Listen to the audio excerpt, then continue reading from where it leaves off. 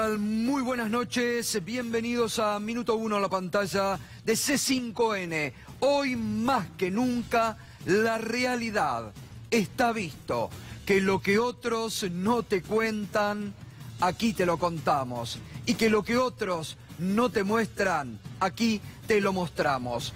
En un programa que hoy tenemos mucha información propia, como todos los días, que seguimos adelante con el caso D'Alessio, que tenemos notas políticas de actualidad fuertes en el marco de las definiciones políticas que empiezan a concretarse en la Argentina de hoy.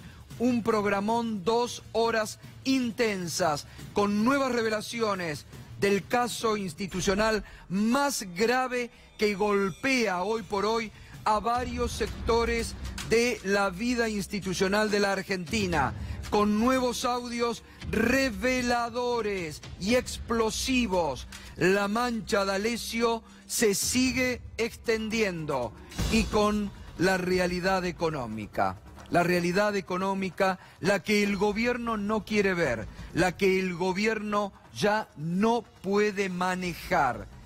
Hoy el dato de la inflación del mes de febrero, altísima. Un dato que el gobierno, un tema que el gobierno no ha podido controlar, no ha podido dominar. Por eso recordamos aquella promesa del presidente el 16 de marzo del 2014, más que promesa, lo que el presidente en ese momento decía respecto a la inflación. La inflación es la muestra de tu incapacidad para gobernar. Claro, se la decía al entonces gobierno de la expresidenta Cristina Fernández de Kirchner, pero hoy él mismo se la repite. Él mismo ha quedado preso de sus propias palabras y de sus propias aseveraciones. O cuando decía en campaña, pero por favor, bajar la inflación es lo más fácil, lo vamos a hacer en 1 o 2 días. 3 años y medio gobernando Cambiemos. No solamente no han podido bajar la inflación.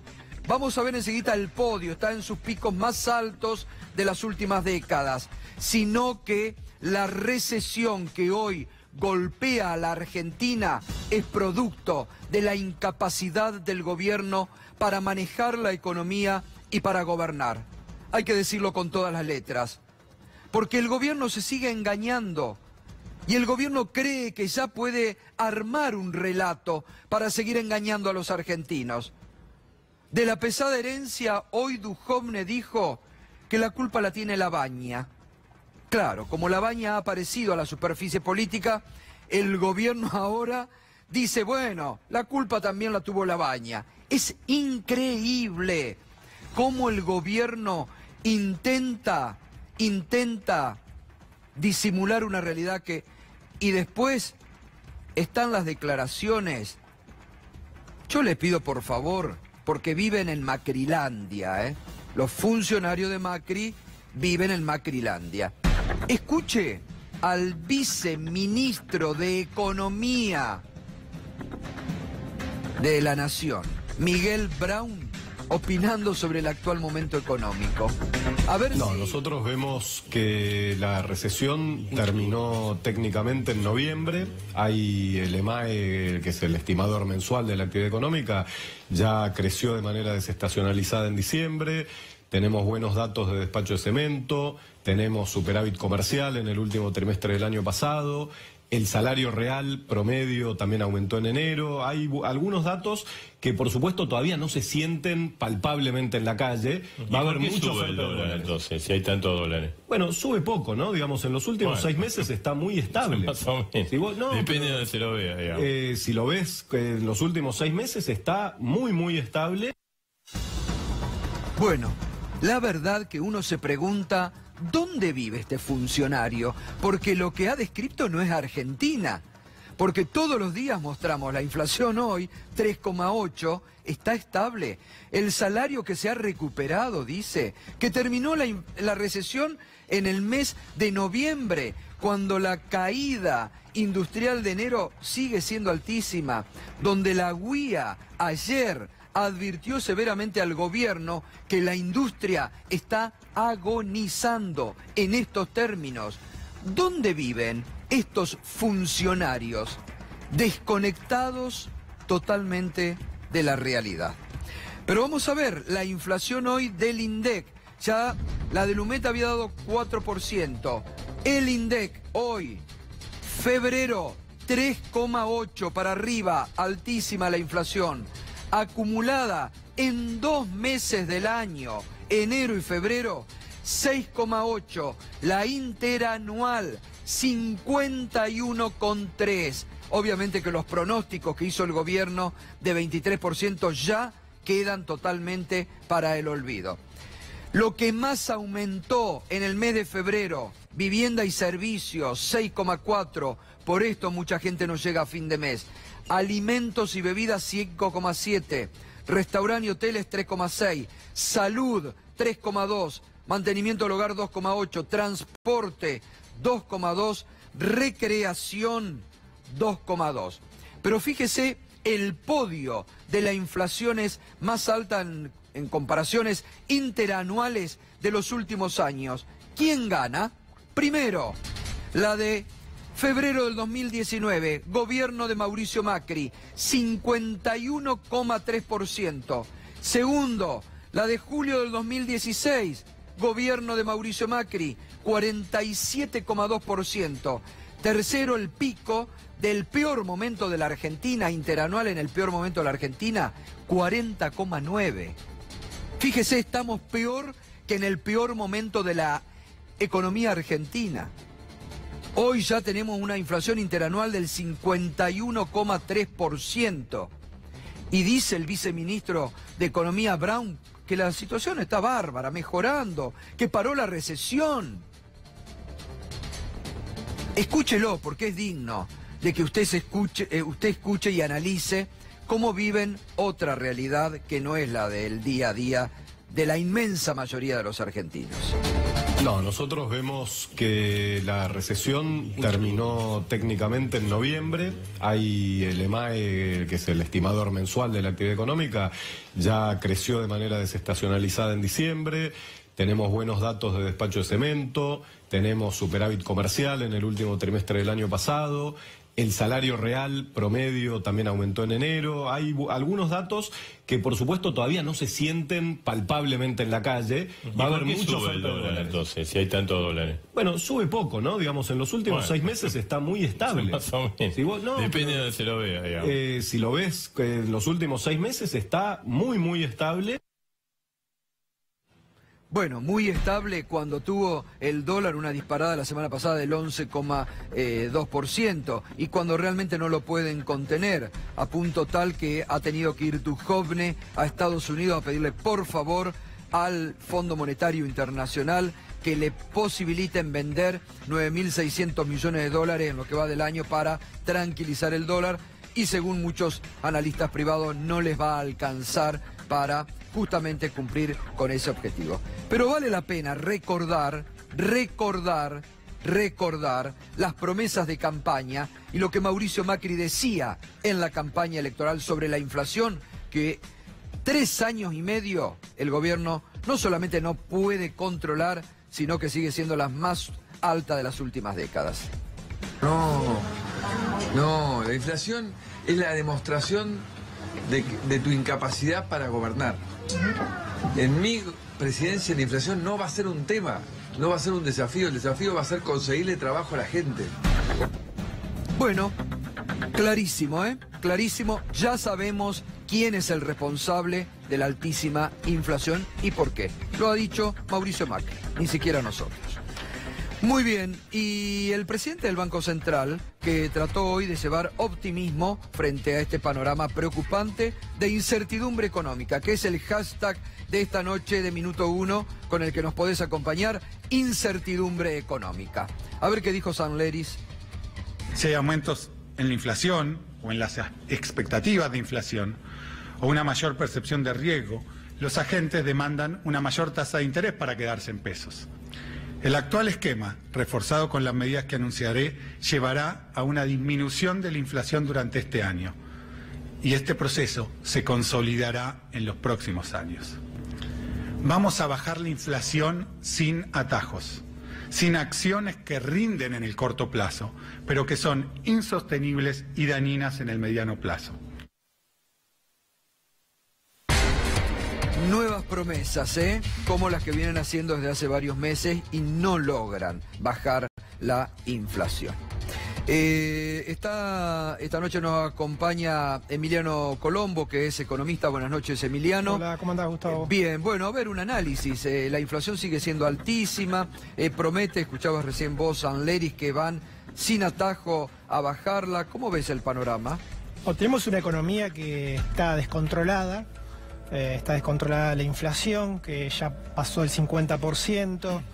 También hasta el dólar está descontrolado, porque hay que tener en cuenta que, como a diferencia de lo que decía acá el ministro Brown, el dólar estaba a 38 pesos hace un mes y medio y está en 41,5, es decir, 10% aumentó en tan solo un mes y medio. Sí, qué desconocimiento de la realidad, ¿no?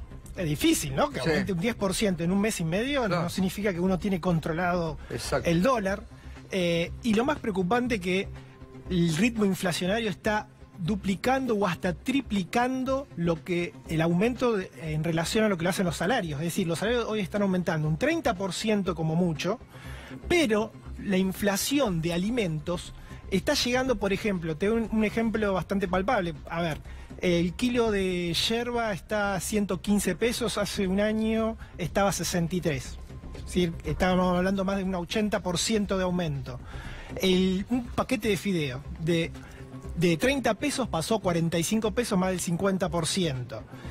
Una docena de huevos pasó de 34 a 63, 85% de aumento. Es decir, estamos hablando de una inflación de alimentos que está hasta duplicando, triplicando el ritmo en el cual lo hacen en relación a los salarios. Y eso es porque realmente la economía se sigue hundiendo. Te doy un dato más preocupante de ello. En el último año se está cerrando una empresa por hora en Argentina, ¿sí? Está cerrando una empresa por hora. Es decir, los datos de la AFIP nos está diciendo que en el último año se cerraron 10.000 empresas en la Argentina, lo que representa 186.000 puestos de trabajo, o el equivalente a 3 empleos cada 10 minutos. O sea, 3 argentinos se quedan sin empleo cada 10 minutos, de los cuales 2 de cada 3 empleos que se suprimen corresponden a las pymes. Ahí nos da una cuenta cuál la economía más frágil, las empresas que más necesitan de la ayuda del Estado para sobrevivir y las que más empleo crean. Por eso, como crean mucho empleo, también son las que más despiden, claro. ¿Sí? Son las que más necesitan esta ayuda. Y lo que no se observa, ninguna medida para salir de este estancamiento. Ahí está, Emiliano, ahora vamos a seguir. Es muy importante esto que estás marcando, es interesantísimo el análisis que estás realizando, porque hoy el presidente, también desconociendo la realidad, le echó la culpa dijo, la incertidumbre electoral. 3 años y medio de gobierno con estos datos de Emiliano Colombo impecables. Ahora seguimos con este análisis, Emiliano. Bien, y se vienen nuevos aumentos. Fíjese en este marco de, como decía bien Emiliano Colombo, de aceleración, nuevos aumentos para el transporte. Fíjese, mañana, lamentamos recordarle que su salario un poquito menos va a tener en su bolsillo. 18 pesos el boleto mínimo para 3 kilómetros, 20 pesos el de 6 kilómetros y 21 pesos para 12 kilómetros. A partir de mañana, el boleto de colectivo, nuevo golpe al bolsillo, nuevo efecto inflacionario. Otro dato de la realidad que desconoce el gobierno. Y además se aprobó para el mes de abril, 1 de abril, 16,50 el peaje, el subte, Pedro Brigger, 16,50 el subte, y en mayo habrá otro aumento que va a llevar el boleto a 21 pesos, 21 pesos. Bueno, ya nos metemos con un tema que venimos siguiendo aquí todos los días, que ayer se demostró que este fue el único canal y el único programa ayer de la televisión argentina en cubrir el escándalo institucional más grande en la historia de la República Argentina. Escándalo institucional que ni las ironías o las que pretenden ser ironías de algunos funcionarios de Cambiemos, muy preocupados por esto, o de legisladoras nacionales, muy preocupadas porque integran y han, como dijo ayer el juez Ramos Padilla, han bebido de esta organización ilegal, va tomando camino institucional. Un dato de último momento, fresquito. La Suprema Corte de Justicia de la Nación, los integrantes de la Suprema Corte de Justicia de la Nación, desde ayer están analizando ya la forma de auxiliar al juez Ramos Padilla para que toda la investigación dé los resultados que la expectativa ha despertado en la sociedad. Irina Hauser confirma esta información, ¿no, Irina? Buenas noches. Hola, buenas noches. Exactamente. La Corte Suprema está analizando estos pedidos que hizo el juez Ramos Padilla. El principal tiene que ver con contratos. Necesita ampliar el equipo de gente por la magnitud que va tomando la investigación. Y luego otros tienen que ver con una cuestión de soporte técnico para poder analizar todo el material que tiene a disposición.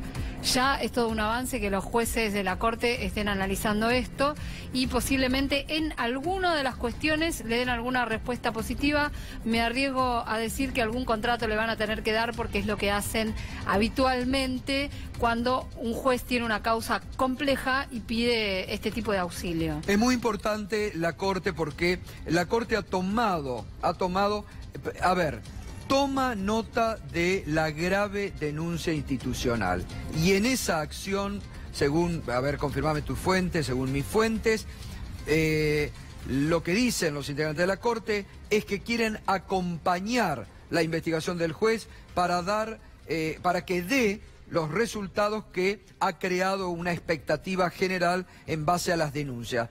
Ayer varios de los jueces de la Corte siguieron muy de cerca el tenor de las denuncias, muchos de ellos se sorprendieron por el tenor y es entonces el primer cauce institucional fuerte que se le da a la denuncia de Ramos Padilla. Es decir, mientras el gobierno la intenta tapar, mientras el gobierno la subestima, mientras el gobierno, algunos de sus funcionarios se burlan de lo que es el mayor escándalo de espionaje, mientras el ministro de Justicia Germán Garabano, que no tiene vergüenza Garabano, que ya debería haber renunciado porque realmente fue acusado y ha quedado constatado su encubrimiento en todo el juicio por encubrimiento de la AMIA, con cara de piedra Garabano dice que Ramos Padilla es un juez parcial. Garabano, que forma parte, que es el ministro de Justicia de este gobierno, que vive apretando jueces y que ha expulsado y que ha obligado a jueces a renunciar. Por suerte, la Corte respondió inmediatamente y por suerte el Congreso Nacional, la Comisión de Seguimiento de los Organismos de Inteligencia hoy también le ha dado cauce a esta denuncia y la semana próxima tendrá su primera reunión y convoca al juez Ramos Padilla, una comisión que integra Cambiemos, que van a tener que estar sentados, diputados y senadores de Cambiemos, para investigar. Y además se suma Juan Amorín, que después de las 9 tiene nuevos audios, Juan, porque también, aunque no lo quieran ver, pero le está teniendo su costo político al gobierno y a Cambiemos todas las denuncias de Ramos Padilla. Sí, y además, Gato, buenas noches. Además de los audios, hoy me parece que va a quedar más comprobado todavía la participación de Carlos Stornelli y el grado de confianza que mantenía Marcelo Sebastián D'Alessio con el fiscal federal. Mucha preocupación también en el Congreso Nacional, más particularmente en los despachos de las diputadas Paula Oliveto y Elisa Lilita Carrió, obviamente por el contenido de las computadoras de Marcelo D'Alessio. Hoy te vamos a contar un poco quiénes son los principales políticos involucrados, no solo por los dichos de Marcelo D'Alessio, sino también por el contenido de sus computadoras. Insisto, ese allanamiento tan particular del que habló Ramos Padilla, en donde D'Alessio pide que por favor llamen a Patricia Bullrich, a Gustavo Arribas y a Mauricio Macri, arrojó resultados muy interesantes. En un rato los repasamos. Bien, Juan, hoy y acá en este programa también, lo venimos diciendo desde el primer momento, Irina lo ha dicho también, nos hemos solidarizado desde el primer momento con nuestros colegas Alejandro Fantino y Romina Mangel. Ayer yo aclaré también que extendíamos a los demás integrantes que fueron espiados del programa Animales Sueltos, que son las verdaderas víctimas de lo que ayer el juez denominó el informe Fantino. Mientras la corporación periodística intenta solo salvar a Daniel Santoro y nada han dicho del espionaje ilegal a nuestros colegas, nosotros realmente nos solidarizamos con las víctimas, que han sido Alejandro Fantino, Romina Mangel y los otros colegas de la Mesa de Animales Sueltos. Hoy la colega Romina Mangel se expresó en diálogo con María O'Donnell de esta forma. No lo entendí, la verdad es que no lo entendí, traté de discutir algunos argumentos que daban los diputados que vaciaron la comisión y no sé si me terminaron de convencer. ¿No entendiste que los diputados de Cambiemos no hayan ido? No, que no hayan ido, porque en realidad lo que dicen es esto que vos manifestás, que no querían, digamos, hacerle el juego a Ramos Padilla, porque lo que están buscando es voltear la causa a Cuadernos, y acá entonces no importa la gravedad institucional que pueda tener una red de espionaje paraestatal que esté infiltrando periodistas, da lo mismo. Suponiendo que algo esté vinculado a Carlos Stornelli, acá se discutiría el rol de Stornelli, no se está discutiendo la nulidad de toda la causa. Entonces me parece que se está buscando como engañar y plantar una falsa dicotomía, es una causa o la otra. Me solidarizo con Santoro si fue imprudente, sí, pecó de ingenuo y después de 45 años de ser editor de Judiciales de Clarín no se dio cuenta con quién estaba hablando. Pero también estás exponiendo a dos compañeros hablando con un personaje siniestro, dando información privada, personal y mentirosa. Bueno, muy dura y muy expresiva en cuanto a lo que realmente se siente cuando uno es espiado y sobre todo cuando da información sobre un compañero de trabajo. Muy expresiva y reitero, sinceramente, nuestra solidaridad con los colegas afectados por esto, que también tendrá que tener su cuota de investigación judicial. Creo que la está teniendo, creo que en las próximas horas se van a conocer novedades sobre esta investigación, sobre este espionaje ilegal que nuestros colegas sufrieron. Porque hay que ubicarlo con esos términos. Como la misma Romina Mangel lo decía, han sufrido un espionaje ilegal del cual un compañero de ellos participó. Bien, ha pasado un poco desapercibido, pero como acá te contamos realmente y desmenuzamos y seguimos muy de cerca esta información, un informe casi pericial que la Comisión de la Memoria ha realizado a pedido del juez Ramos Padilla sobre todo lo que rodea a este espionaje ilegal de D'Alessio y compañía. ¿De qué se trata específicamente, Irina, esta pericia, este informe que hizo la Comisión de la Memoria, que entre otros preside el ex premio Nobel Adolfo Pérez Esquivel? El juez Ramos Padilla le pide específicamente a la Comisión Provincial por la Memoria este trabajo, porque la comisión es un organismo autónomo, que tiene además larga experiencia y larga trayectoria en análisis de documentos que tienen que ver con tareas y operaciones de inteligencia. La comisión hizo históricamente un gran trabajo sobre, por ejemplo, el archivo de la DIPBA, el archivo de inteligencia de la policía de la provincia de Buenos Aires durante la última dictadura, que fue clave en muchos de los expedientes y de los juicios de lesa humanidad que luego se llevaron adelante. Son profesionales que saben cómo analizar este tipo de datos y que son ajenos a todo el mundo que aparece, a todo ese mundo además de el espionaje que aparece involucrado en esta causa. Por eso el juez Ramos Padilla le encomienda a este organismo este análisis. ¿Qué es lo que le da? Le da todos los dispositivos tecnológicos que encuentra en la casa de D'Alessio, ¿sí?, los discos rígidos, y le da además los teléfonos. En función del contenido que van encontrando ahí los expertos de la Comisión Provincial por la Memoria, hacen un informe donde lo que vos podés entender es cómo operaba D'Alessio y en qué consistía específicamente su trabajo de agente de inteligencia. Vamos a verlo en estas placas que hemos armado para que vos vayas entendiendo todo día a día cómo se va conociendo. La pericia que denuda el espionaje ilegal, la información estatal no pública que tenía D'Alessio. Es decir, esta información ya desde el vamos, D'Alessio no la podía tener. Listados migratorios que provienen de la Dirección de Migraciones.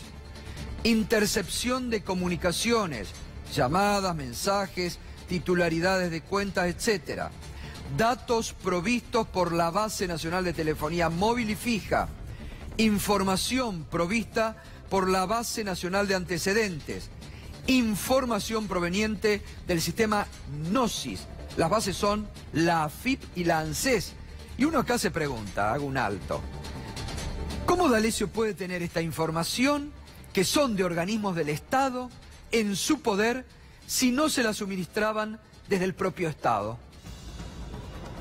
Es que este va a tener que ser uno de los puntos claves a ser investigado también. Claro. ¿Quién le suministraba la información a D'Alessio? Entre la documentación aparecen informes con carteles alevosos que dicen, por ejemplo, estrictamente reservado. D'Alessio no podía tener esa información en sus manos, menos siendo una clase de agente de las características que, bueno, que estuvimos viendo, ¿no? Todavía no sabemos ni siquiera a quién respondía formalmente, pero sabemos sí que desplegaba una tarea de investigación, de inteligencia impresionante. ¿Qué más? A ver, ¿qué más? Para seguir sorprendiéndonos, la capacidad de D'Alessio, que no trabajaba solo. Acá están los documentos de inteligencia que tenía Marcelo Sebastián D'Alessio en su poder. Un presunto informe de la AFI. El ejemplar relevado habría sido producido por AFI a solicitud del juzgado en lo criminal y correccional número 11 a cargo del doctor Claudio Bonadío. ¿Por qué lo tenía este informe? ¿Qué más? Un informe con membrete de la Embajada de los Estados Unidos. Un informe de la International Defense Cooperation del Ministerio de Defensa de Israel. Ambos tienen información pormenorizada de las personas blanco de las operaciones de D'Alessio. Por eso ayer Ramos Padilla decía que podíamos llegar a tener problemas con otros países, como con Israel y Estados Unidos, por las características de las informaciones que tenía. Informes sobre operaciones de inteligencia en curso. Describen las actividades de inteligencia en las que se encontraba trabajando hasta al menos finales del año 2018. Ahí, Gustavo, te encontrás de todo, Te encontrás causas judiciales concretas, ¿sí? Como por ejemplo las que tienen que ver con tráfico de efedrina, te encontrás con causas de la aduana, te encontrás con la causa del gas natural licuado, ¿no? Para mostrar un poco que la injerencia no era simplemente D'Alessio investigando solo. D'Alessio aportaba y llevaba información a quienes estaban a cargo de estas investigaciones y apretaba gente para conseguir efectos o lograr maniobras en las causas. Hay carpetas, por ejemplo, sobre la causa del Lavallato en Brasil, que hay que ver para qué la querían utilizar, ¿no? Esto es uno de los datos que surge también del informe de la comisión. Vamos, ¿qué más? La operación Traficante, Gabriel Traficante, el empleado de la aduana que en el año 2016 denuncia a D'Alessio porque lo estaban extorsionando, porque lo querían hacer aparecer como el gran organizador de la mafia de los contenedores. Bueno, dice, se hallaron pruebas del espionaje a Gabriel Traficante, interceptaciones telefónicas, información financiera impositiva, datos migratorios, fotos y videos que dan cuenta de tareas de espionaje en las viviendas, negocios y vehículos del empresario. Para todos lados, para todos. Por eso digo, ayer lo decía, realmente da miedo. Fíjese el nivel de inseguridad que tenemos los argentinos. Estamos expuestos a este tipo de espionaje. Y de este espionaje también se valían legisladoras nacionales, las fiscales de la República, que hoy se siguen mofando de la investigación, cuando, reitero, la Corte ya le empieza a dar curso, el Congreso Nacional le da cabida institucional. Qué mal parado que van a quedar muchos con esta investigación en la Argentina de hoy. Y no nos olvidemos que Gustavo Arribas, el titular de la AFI, también ha sido citado, Juan, a declarar en esta comisión. Sí, porque en las computadoras de Marcelo D'Alessio se encontraron carpetas que referían a informes de inteligencia, de contrainteligencia y además otros que tenían directamente el sello de la AFI, que podrían ser información textualmente del juez, información violatoria de la ley de inteligencia. Por eso hablaba de posibles problemas en las relaciones bilaterales y por supuesto internamente también. Realmente muy grave, por sobre todas las cosas, que Marcelo D'Alessio contara con información clasificada, con información que puede ser violatoria de la ley de inteligencia nacional. Bien, y acá vamos a detenernos en otro que ayer el juez Ramos Padilla habló. La operación Haidt, Natalia Haidt.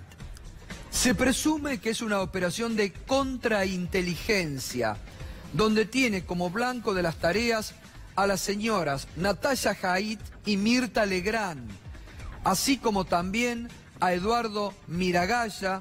Eduardo Miragaya es un integrante, un ex fiscal que trabaja para la AFI, ¿no? Exactamente. Sí, que está involucrado además justamente en un caso de testigos truchos en una causa contra el juez Casanelo. Bueno, entonces, que tiene también como integrante a Eduardo Miragaya, Ignacio Viale, Raúl Martins, Gustavo Vera y Gabriel Anelo.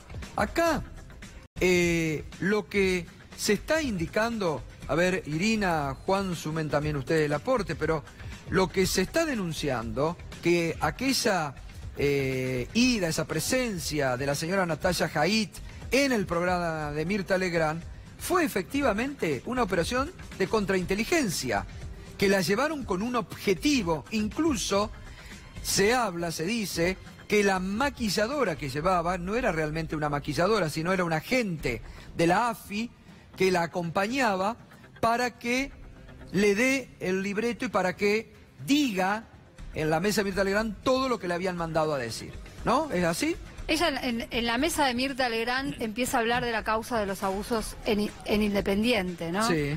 Este es el tema que destapa ahí. Mirta Legrand se incomoda bastante, no es una escena que parezca armada entre ambas. Lo que da la impresión es que la mayor parte de las operaciones fueron posteriores a partir de lo que Natalia Haidt empezó a ventilar en ese lugar. Sí, y agrego que aparece el nombre de Raúl Martins, claro, que es un hombre vinculado a la trata de personas. Su hija Lorena Martins en su momento lo había denunciado y había denunciado que Martins y otras personas relacionadas a las redes de tratas financiaban las campañas de Mauricio Macri. Una denuncia muy fuerte que había hecho la hija de Raúl Martins en su momento. Me llama poderosamente la atención que figure en este informe también. Porque aparentemente lo que se presume es que también se estaba buscando trabar una posible extradición de Raúl Martins desde México, donde se encuentra actualmente, y porque hay una causa judicial que avanza poco. Bueno, porque si Raúl Martins fuera traído a la Argentina, es extraño que en esto la ministra de Seguridad Patricia Bullrich, que siempre dice buscar y que no hay impunidad, no se ocupe, y la justicia de traerlo, de extraditarlo a Raúl Martins a la Argentina. Bueno, lo que pasa es que incomoda al poder Raúl Martins. A su hija Lorena nunca jamás la citó la justicia, pese a que contó realmente cosas que dan escalofríos. La relación... se tuvo que ir, se está exiliada Lorena Martins, se está viviendo en España. Sí, y no quiere volver bajo ningún punto de vista. Hace pocos meses la entrevistamos, tuve la oportunidad de entrevistarla particularmente por el tema de los aportantes truchos, y ella lo que decía es, bueno, cuando quieren ir a buscar el dinero de los aportantes truchos, está ahí, y a mí la justicia nunca quiso llamarme, está justamente financiado por personas como mi padre. Por eso Raúl Martins me parece que tendría mucho para contar acá en Argentina, y particularmente en Casa Rosada sonaron las alertas cuando ayer el juez Ramos Padilla mencionó la palabra extradición México dentro de las carpetas de Marcelo D'Alessio. Porque está, recordemos, aquella famosa foto de Mauricio Macri con Raúl Martins en una boate, discoteca, no sé qué, de Acapulco. Un boliche. Claro, un boliche. Un boliche. Sí. boliche, digamos así, de Acapulco era, ¿no? Claro, allí en México estaban Julián Aguada, Raúl Martins y, si no me equivoco, su mujer. Sería bueno poder hablar con Lorena Martins prontamente y que la justicia también pueda citarla. Bueno, muy bien. Ojo con este dato, Ojo con este dato de la operación Haidt. Porque además, hoy esta mañana en Mañana Silvestre, en Radio 10, Juan Alonso decía que la muerte de Natalia Haidt se da días después de la detención de Marcelo Sebastián D'Alessio. Ojo, ojo.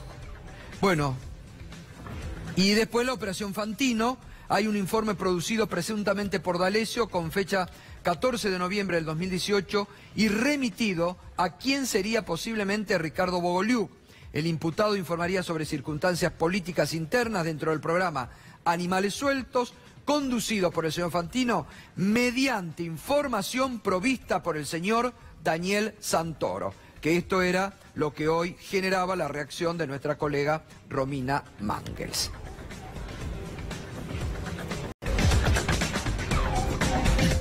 Presuntas prácticas de espionaje ilegal en territorio de la República Oriental del Uruguay ante el supuesto actos terroristas. Caso Brusa Dobat y PDVSA. Acá hubo una extorsión de aquellas, ya la hemos comentado. Caso Pedro Echeve, que es lo que desató todo este escándalo institucional de espionaje ilegal. Y la conclusión del informe pericial de la Comisión por la Memoria para el juez Ramos Padilla. Se realizaron actividades de inteligencia con el objetivo de influir en la vida personal, institucional, política y económica del país y en su política exterior, así como en la opinión pública a través de los medios de comunicación. Contundente material que no solamente tiene que ver la justicia, sino a partir de la semana próxima la Comisión Bicameral de Seguimiento de los Organismos de Inteligencia, que tendrá su reunión secreta con el juez Ramos Padilla y la otra semana con el titular de la AFI, Gustavo Arribas.